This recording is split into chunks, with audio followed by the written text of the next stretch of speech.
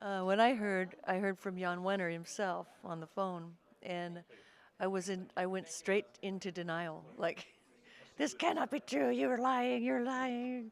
No, no, no, no, no, no, no, no.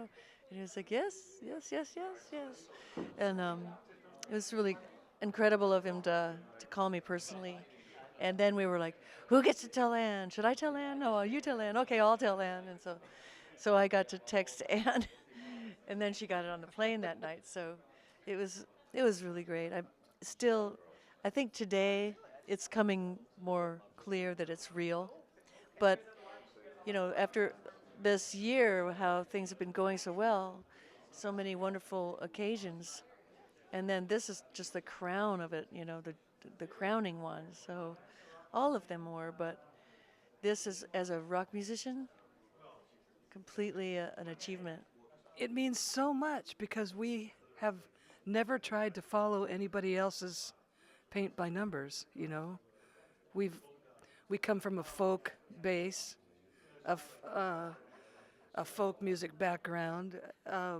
We started writing our own songs the way we wanted to write them. We didn't follow anybody else's lead, really. So the thing that we came up with, to have it lauded as being a pinnacle, is really really moving, you You know. know, we grew up around the late 60s and started playing out in the 70s and became what's known as Heart by the end of the 70s. So we had every musical, um, we're cross pollinated with Zeppelin and the Beatles and Elton John and, just all those great influences. We took it all with us. And when you when you try to rip off all your favorite artists, you sort of end up with something original, I think.